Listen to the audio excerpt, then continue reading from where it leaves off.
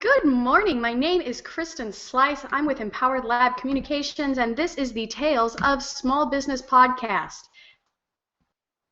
Good morning. My name is Kristen Slice, and I am with Empowered Lab Communications in Phoenix, Arizona, and you are listening to the Tales of Small Business podcast. Today we have a special broadcast because we are doing a wrap-up about the Women's Business Conference that just occurred 2 days ago in Indianapolis. So I wanted to take a moment to record down. I know a lot of my listeners are women business owners themselves. Several of them are NAWBO members, which is the National Association of Women Business Owners. And the Women's Business Owner Conference is NAWBO's national conference. So it is the organization that puts together that specific event. So I wanted to share a little bit about what happened, some business tips that I heard, some great things about the momentum of what NAWBO is doing, and anything for those who weren't able to get out to Indianapolis, things that might help your business as well as help your NAWBO chapter. And if you're not a member of NAWBO, you're a member of a different women's organization, I think that all of these tips definitely apply to how we as a movement can continue to improve and can continue to run our organizations better, stronger together and leveraging our time. So I put together a little PowerPoint presentation. So give me 1 second as we go ahead and get that started. Thank you for everybody who is joining us, and if you are joining us live on this broadcast and you have things you would like to share, feel free to go ahead and type in your responses as we continue to go with it. So let me try the screen share real quick. Hold on. So Indianapolis is an amazing little town, it's city really, and we had such a great time.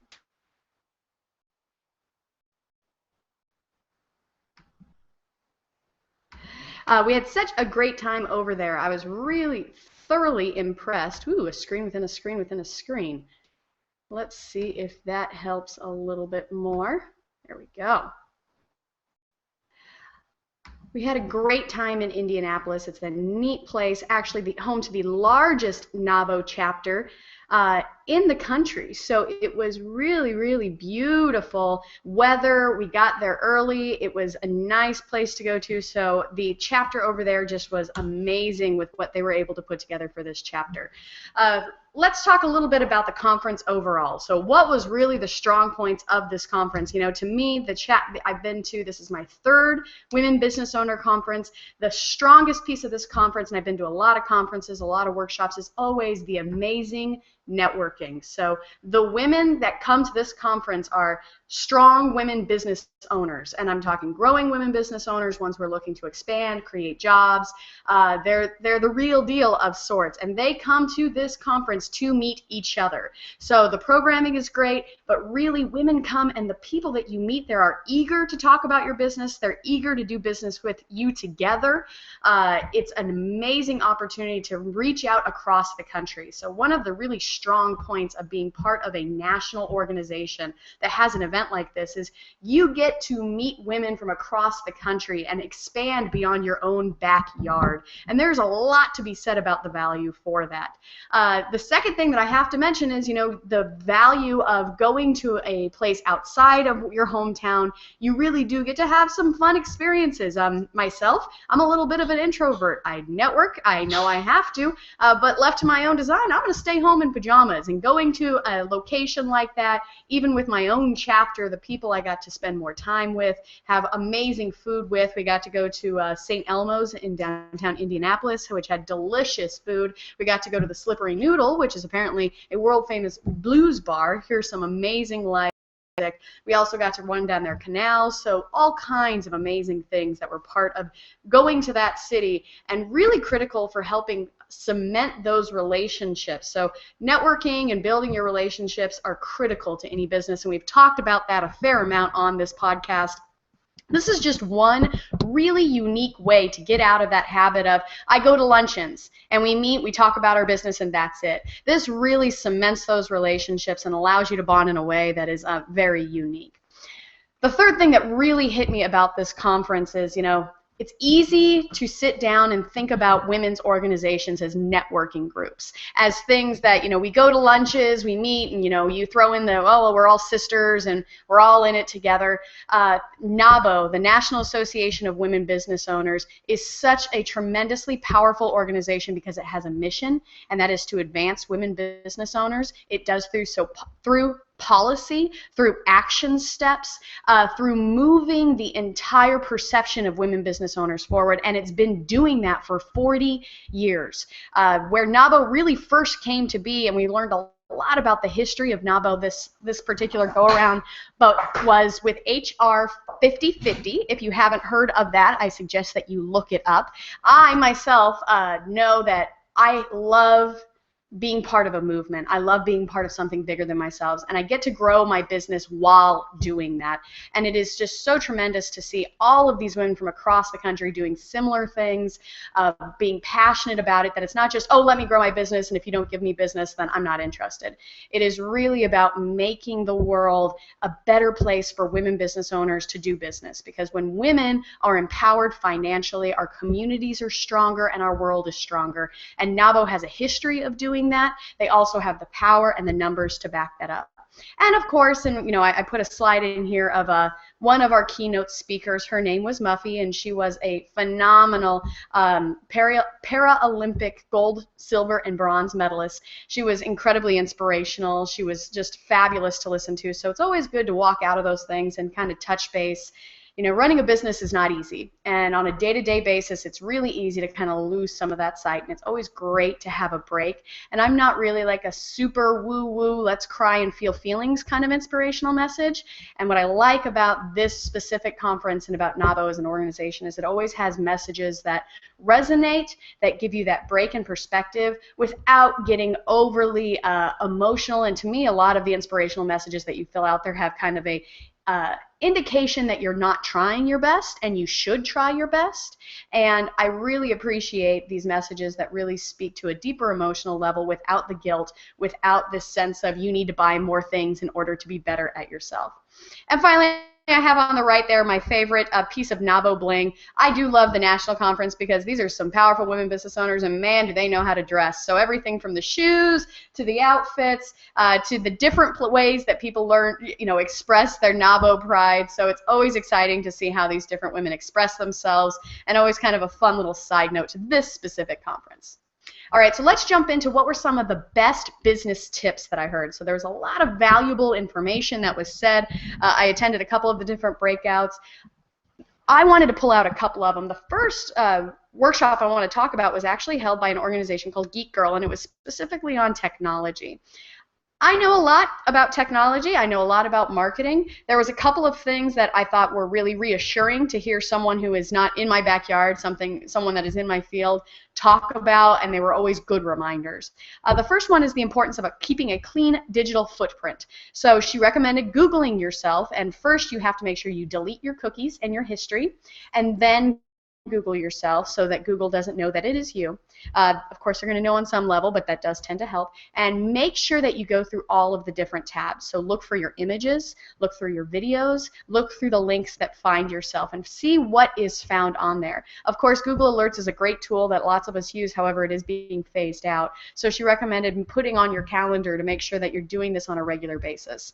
Now, if you find something, and a lot of us, I Googled Kristen Slice during the workshop, and I got a lot of baking recipes and a lot of cooking recipes because of my last name Slice, which is going to happen. But the way that you combat the content that's out there isn't by trying to take it down, isn't by trying to remove it, because that is exhausting, it takes a lot of time. It is by putting information about yourself out there in a very clean, succinct way, which is the way that Google is looking for. So that's what's going to get higher ranking. So if you are putting out content that is engaging, that is specific about you, that uses your keywords consistently, you're eventually over time going to make sure that you have the top ranking on all of those. You can also tell Google, hey, this isn't me, or hey, this is me, and this is what I'm looking for. And how you do that is by clicking on the image. So say 3 photos come up, one's of you, one's of a cake, the third is of some sort of baking set that has specialty knives for slicing. If I click on the Kristen Slice photo that tells Google this is the right content, and they're watching for those things. I am a firm believer, and I get a lot of clients asking me about search engine optimization. And it is a sticky area, especially when you are in a business that requires people to walk in the front door, or in a service-based business, because it is really challenging to be competitive and increase your search engine optimization without a lot of effort and without thousands of dollars for some company to do your SEO, YouTube and Pinterest. I had found this in my own research. It was good to hear them articulate that, so I thought that was really valuable to make sure that you hit on quick videos and pin blogs from your website to your Pinterest boards, making sure you use good descriptions and that you have good visual content. So every blog that you have should have a photo that is clear with the title of the blog on the photo. Pin that photo to your Pinterest board. Those two things, if you're really looking to expand your web presence, you're looking for more traffic, really, really solid tips to make sure. So don't worry as much about, all of your your reviews are important, but it's not as much about getting on every website and having lots of reviews. Those two things themselves can really have a lot of impact for very little leveraging efforts. Finally, there was a great suggestion. There was a lot of talk about security and concerns about, just yesterday, Google was once again hacked, so the talk about making sure that you have solid passwords. The one thing I'm, of course, guilty of, and I think a lot of us are, is using the same password, so I went through and tried to change some of those up. One suggestion that a woman had that I thought was really clever was every 30 days, she changes her password to be related to her goal for that 30 days. So, for example, if she had, sales of a specific product, 30%. It would be the name of the product, increase, and 30%. I thought that was really clever, so I thought that was a little tip I'd throw in there. Geek Girl, great organization. I'm looking forward to getting their PowerPoint slides. Had lots of great information about everything from household gadgets to business-related pieces. Great branding. Highly recommend reaching out to them if you can. Follow them on Twitter. Follow them on social media. The next presentation I went and saw that I wanted to make sure I talked about was Coco Saduka, which I apologize. I'm sure I'm mispronouncing that last name, and I even wrote it down, and I know that I was.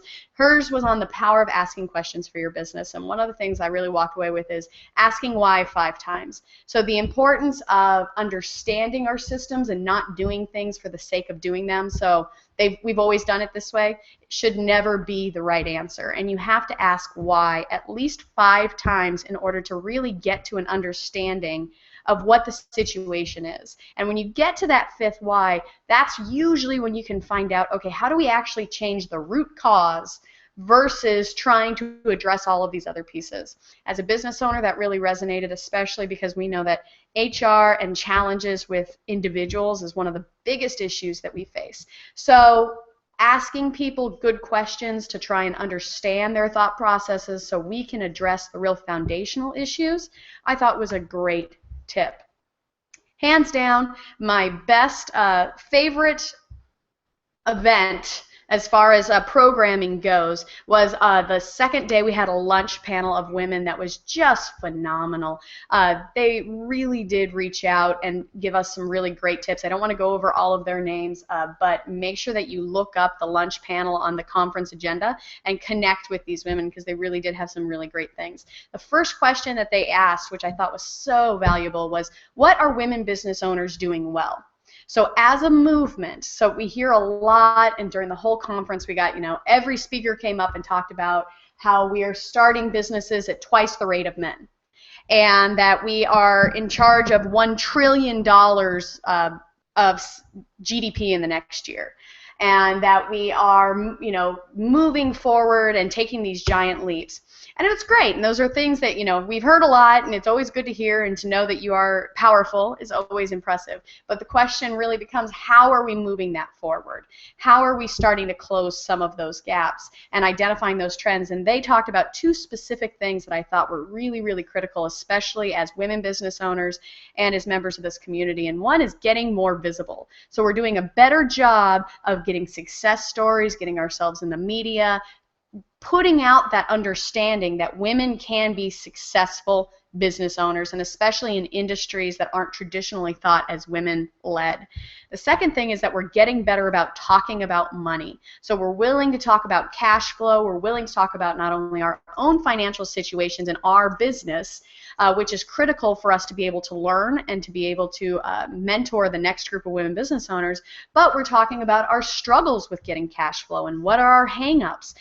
So I thought those were two really critical elements. How I am going to apply that personally is by I'm rededicating myself to understanding that when I do my own marketing and self-promotion, I know it always feels blah, especially as a woman, but it's not just for me. It is critical for our community, for the young women in our community, for the individuals that are thinking about starting a business but not sure they can, to be out there. So that really is going to fundamentally change my motivation to getting those things done, because it's really easy, of course, to let those marketing things slip of, oh, that application passed, I just won't turn it in, or, oh, I could speak on that, but you know, I'm just too busy. So that was a really good reminder for me. Second, the importance of talking about money. From a chapter level, I know that it really reminded me of the importance of having programming that talks about money, not only, you know, capital formation, but also how to read financial statements, how to understand your business. From a business level, I have Empowered Lab Communications. We have this podcast. I'm going to commit myself to having more content. You know, marketing's always fun. It's easy. There's lots of people talking about marketing out there. Really talking about money and getting some really solid speakers and asking my speakers about how they handle, or the people I have on my podcast about money. So I just wanted to articulate that because I know going to these conferences, you get so many great things. Now, how do you apply them? What do you do with them? And so I've thought a lot over the last 24 hours about what this means to my business, and I wanted to share that with you. So hopefully it sparks some idea of how they can apply for you as well.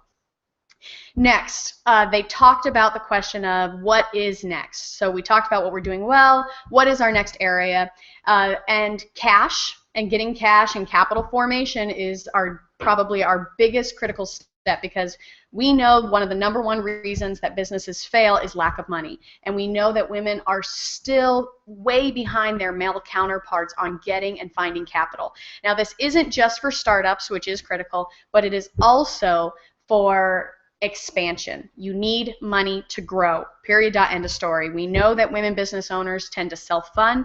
They tend to drain their own personal savings, and that is often why they are not able to grow as quickly, and they often stay underneath a certain benchmark in comparison to the rapid growth that our male counterparts are experiencing.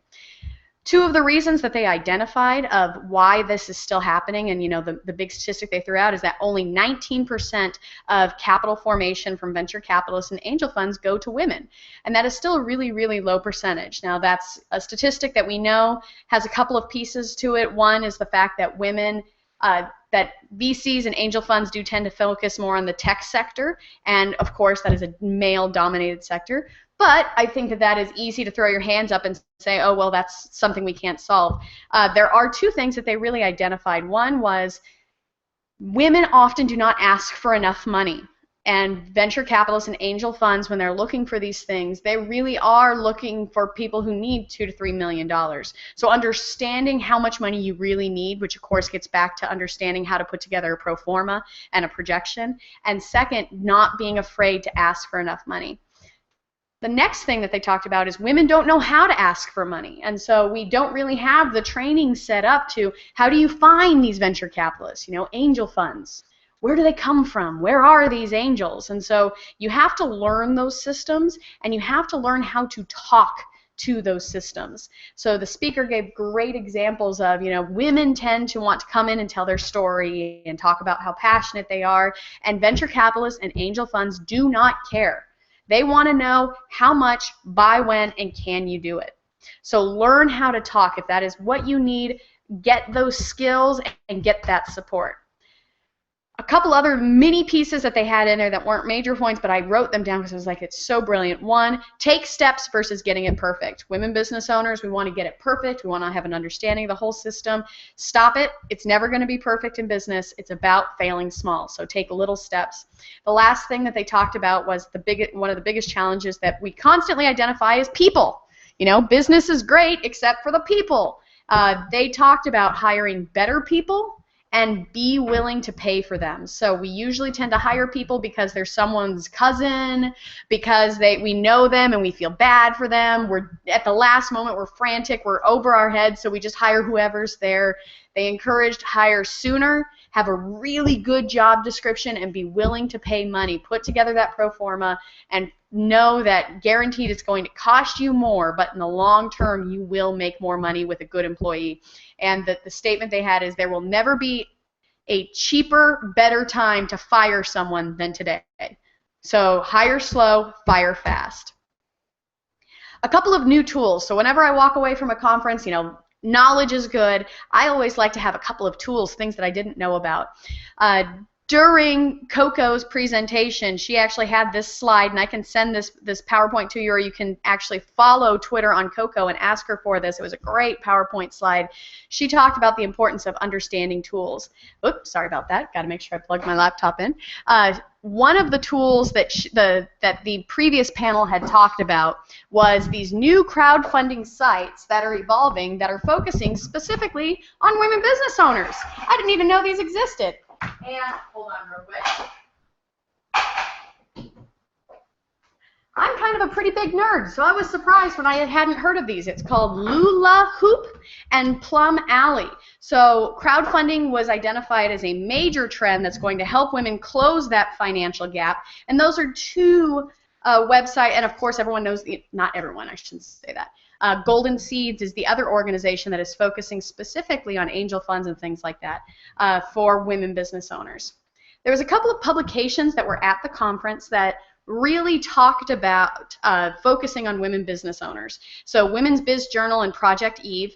I recommend following both of those organizations on social media, connecting with them, and most importantly, submit your stories and submit success stories from your chapters. So that is how we continue to get publicity. That is really how we're going to continue to advance women business owners, but also to advance our own businesses. It's really critical to start reading these, to understand what they're looking for, and to get ourselves out there. So I want to make sure I mention those. And last, I was so excited to hear that one of the growing trends as far as tools was podcasts. And of course, as a podcaster, that made my day. It felt incredibly validating. But especially a couple of them that were mentioned were the NPR podcast. And this will, of course, be my plug for those of you that haven't listened to this podcast before. For women business owners, the value of a podcast is you can listen to it on the fly. You don't have to be attached to a computer. Find some good podcasts. Learn how to download them automatically to your phone. If you haven't been on Stitcher, get the Stitcher app on your phone. You can listen to different podcasts, subscribe to them, so that when you're stuck in traffic, you're on a flight, you can listen to them on the fly. It's really a great way to expand from a professional development standpoint as well as from a business standpoint. All right, so that was the last 2 days of the conference, which were really general business help, talking about different programmings, talking about women in business. I want to take a second and I want to talk briefly about the first day of the conference, which was really the leadership boot camp. And the only people who were part of this were people who were on the board for specific chapters, but there was so many great things that were shared during this. And again, this isn't NAWBO specific. I would say that any organization, if it's an association that is looking to advance themselves, these are some great best practices, especially if you are a woman-focused organization, some great opportunities. So I wanted to share some of the best practices that I wrote down that I'm taking back to my chapter. One is making sure that you lead with a mission. So whether it is getting corporate partners, getting members, it is so easy to say, well, we meet 4 times a month and we do luncheons and everybody's a sister at NAWBO. What you have to lead with is your mission. Especially in NAWBO, we have a strong history. It makes us sound different. It is an incredibly competitive market. We're not a chamber of commerce. We're a specific member-led organization for women business owners, advancing women business owners. So leading with that mission in every message that we send out there. Increasingly, we're seeing chapters, so we can no longer have an event and hope people show. Chapters are taking in what I would consider more sales techniques. So they are actively building lists of local women that win awards, that are over $1 million plus, that are in their target demographic. They're making phone calls. They're sending out letters. They're asking them to be on their board. So something that, usually we wait and whoever's in the organization, and we tend to have a lot of, burnout. A great way to get people interactive and new people is to ask them to be on your board. So lots of great sales techniques, consistent communication building up. They talked about in any organization the importance of the first 60 days of membership. And what you have to do in that first 60 days of membership is get them evolved. The tip that I took from one of the chapters that has the highest growing membership is on the first 60 days they have a membership meeting, so the introduction meeting, and they ask them which committee they want to serve on. So it's not, here's all our committees, you should get involved. It's which committee do you want to. So just the change in that language I thought was brilliant. Get people involved on one level or the other, make positions for them so that they feel like they are welcome, so they start to get value out of it. Don't rely on them to get involved. We got a lot of things going on. It's a great best practice. In NAWBO, especially, we have a 90 days lapse list. So if our members drop off, they don't renew, they have 90 days in which to renew. Lots of members, I heard them talk about that these members, it's easy to just let them go and say, oh, they're not renewing. The truth is, lots of them don't even realize that the date has passed. So they were talking about making sure that those people get phone calls, they get letters, and now we have some backup from the National NAWBO Association to make some of those phone calls. So they said, that is really a great place. All of our chapters across the board are trying to grow. They're trying to be stronger. They're focusing on building their membership, their corporate partnership, and their clout in the community. And there was just so many great practices to talk about that and how to get more value to our membership. Last is a meeting scorecard. So what is your board's focus on? So running our boards like we would run our business. What are the benchmarks that we're looking for? What are the things that we're stretching for? Keeping people involved by having a basic scorecard. And if you're interested in that, I know I'm reaching out to some chapters that said they had that, to kind of share some of those best practices. And of course, my favorite area that we talked about, and I led the guideline, the best practices member on, is marketing. So every organization, if you ask me, marketing is a critical function. NAWBO, we really talked about the importance of, there's lots of wording, things that are out there. What are the best practices to make sure that we are communicating succinctly through bullet points, that we're very clear on what our members want, that it is not just a come to this event, come to this event, come to this event message. So making sure that you are strategic, that you have a committee in place. In marketing is a huge time commitment, so make sure you have multiple people in place that are going to be helping with that. The very first day on the leadership boot camp, there was a phenomenal board of former leaders of NAWBO. So these were some of the original women that started NAWBO. Phenomenal, so good. I'm an advocate at my core. I started off in the nonprofit community, and I think every woman is, and their heart. To hear about how they got involved, to hear about these momentous changes. So for those of you that don't know, HR 5050, up until, and this is within our lifetime, so less than 30 years ago, it was illegal in some states for a woman to get a business loan without a man co-signing with her. And NAWBO came forward and was the organization that led the movement, put the bill in place that said women should be able to start their own business. It was like this huge historic change, and NAWBO was responsible for it, and these women talked about it in such a way that was so, all they did was just easy. They did what they cared about, and it was little steps, and it happened. And it looked so attainable, and for me, it was so inspirational to know that we can build our business and make a difference. So many times we're looking at, okay, well, building my business is one thing, and then I'm going to volunteer in this organization over here, and that's going to be my way to give back. For those of us that love being part of a mission, that feel passionate about improving, and especially those of us that have daughters, I want my little one to not think twice about being a women business owner. No one scoffs and asks when she's going to get a job. That there are no barriers, that we don't have the numbers. Currently the amount of federal dollars that go to women-led businesses is abysmal. So there's still work to be done, and seeing how that work got done by just simply running your business, being part of an organization that helped them grow their business, because all of these women were tremendously successful in their own business while doing this. So it wasn't an either or. They didn't have to be a martyr. Was so inspirational for me, and all of them are still active in the organization. They're all still passionate about it. I will have several of them on this podcast, I promise you. So I followed up with all of them to hear more of those stories. I attended, so my area of focus in college was in gender studies and organizational communication. I like learning about things, and I have a master's degree and 2 undergrad degrees. They were talking about significant pieces of our history that I had no idea about.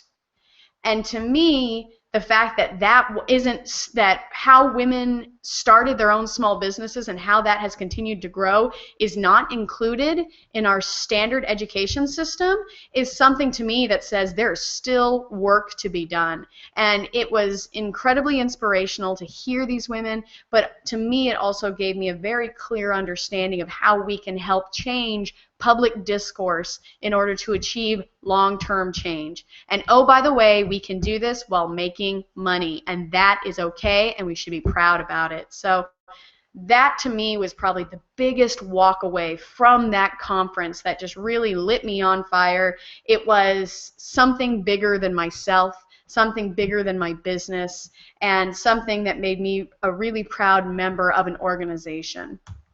That is always the bigger piece to that conference.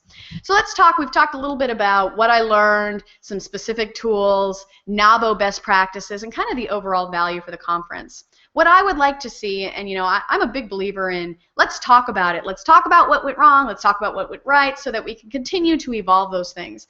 What I would love to see more of, and I know this photo has Dorothy Walden and Nancy Sanders with a cocktail, which I would like to see more of. There's definitely a piece, and it was funny, on the board, they actually talked about, the importance of NAWBO women letting their hair down and having fun, and that it's business, but we don't have to take it so stuffy and seriously, because that's not how women do business.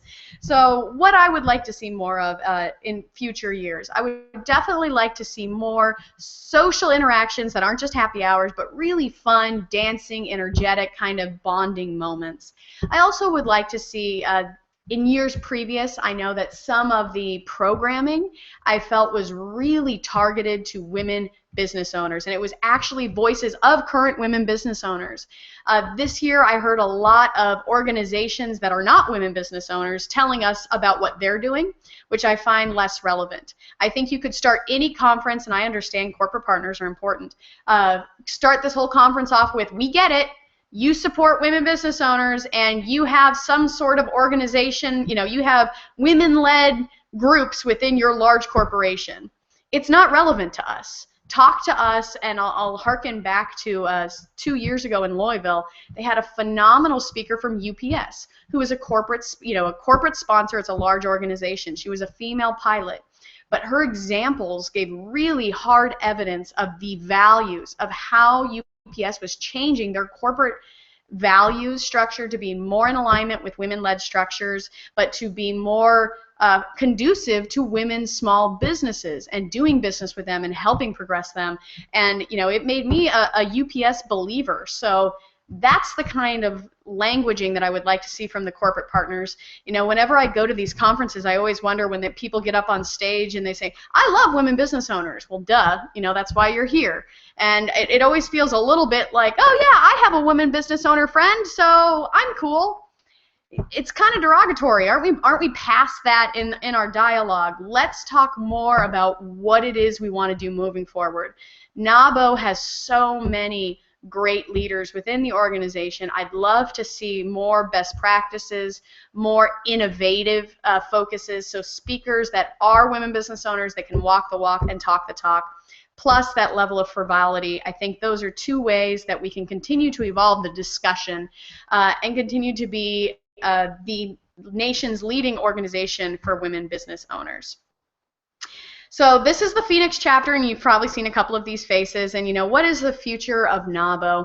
I think that as an organization, where it is heading is a better integration between the local chapters and the national chapters. So I sit on the President's Assembly Steering Committee, and for those of you that don't know, there are local chapters of NAWBO and then the national organization. And up until now, people have felt that there's a bit of a gap between that. The President's Assembly Steering Committee is the go-between between those two. So we help facilitate other chapters sharing best practices, chapters reaching out to national for best tools, and continuing to serve as that conduit. So if you are in a NAWBO chapter, find out who your regional representative is on the President's Assembly Steering Committee and get involved in some of the webinars, some of the tools, so that it's not just inside this conference. I'm excited for the future of this organization. I think it is always evolving. I think that there's lots of great opportunities that are out there. I think in general, women business owners will find their strength when we come together on a national level. When every time a woman visits a city that has a NAWBO chapter, she knows it and she's going to it. And we build businesses with each other, that we build businesses across state lines, and that we have a consistent, clear voice about the mission of NAWBO and about women business owners. I think that that's going to come through changes, through conversations, through better communications and marketing strategies, and through consistently getting out of our own way, so out of our businesses, and knowing that it is a priority to continue to build this organization in the future.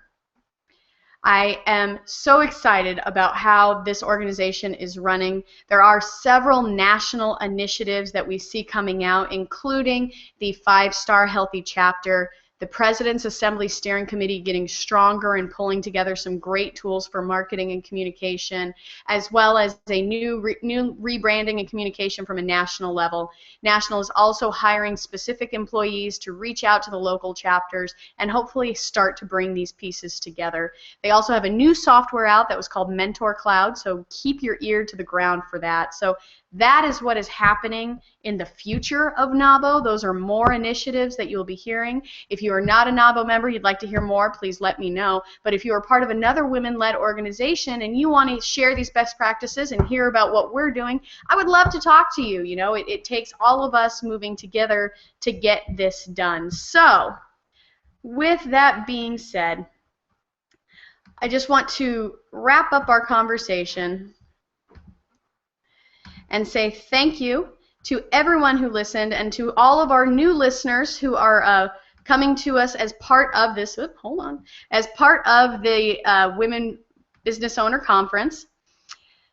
Thank you so much for joining us. The Tales of Small Business podcast is a weekly podcast where we interview different women business owners, where we talk about our stories in an authentic voice, where we talk about tools and best practices, and we really get to the nitty-gritty of it, because it's not always easy and it's not always fun, and we've got to be in this together. So I welcome you to our community if you are new and just starting to follow us as a result of this conference, which I hope you are, because that means that I've done my marketing well. So make sure you subscribe to our podcast on iTunes or on Stitcher Radio.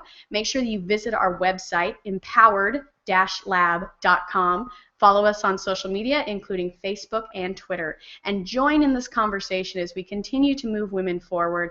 Thank you, everyone who participated in this fabulous event. Thank you to NAWBO and their staff members for letting us come together on a national level. And to all my new friends, welcome. I look forward to speaking with you all more as we continue to evolve this conversation. Thank you, everybody, and have a great day.